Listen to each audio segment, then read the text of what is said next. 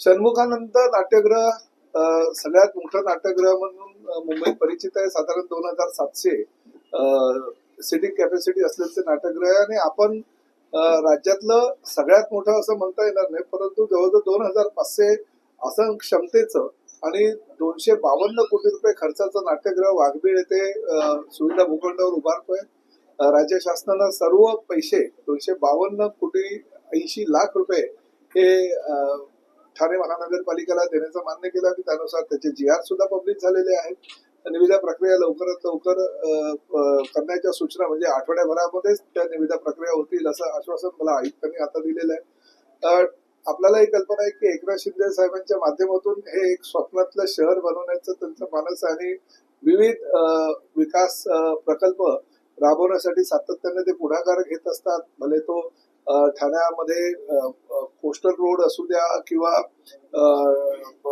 ठाणे शहरामध्ये अंतर्गत वाहतूक व्यवस्था असू द्या, रिंग रेल्वे असू द्या, हे अनेक प्रकल्प शिंदे साहेबांच्या संकल्पनेतून तयार होत आहेत. आणि ओळा माजिवडा विधानसभा मतदारसंघामध्ये जास्तीत जास्त निधी सुद्धा त्यांनी मुख्यमंत्री पदी असताना दिलेला आहे. त्या निधीचा विनियोग योग्य प्रकारे करणं हे लोकप्रतिनिधी म्हणून आमचं कर्तव्य आहे. त्या माध्यमातून कामाला सुरुवात केलेली आहे. प्रामुख्यानं आजच्या बैठकीचा महत्वाचा उद्देश म्हणजे गायमुख परिसरामध्ये 97 टन आणि नागला बंदर परिसरामध्ये 50 टन असं 147 टन कचऱ्याचं विकेंद्रीकरण करण्याचा प्रकल्प जो आहे तो जानेवारी पर्यंत कार्यान्वित होईल.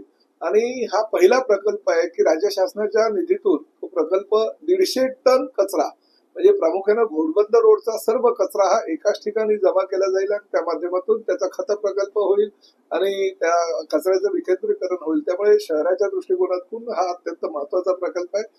त्याचा सुद्धा चालना आम्ही दिलेली आहे आणि तो सुद्धा जानेवारी पर्यंत पूर्णतः कार्यान्वित करण्याची जबाबदारी आयुक्तांनी घेतली.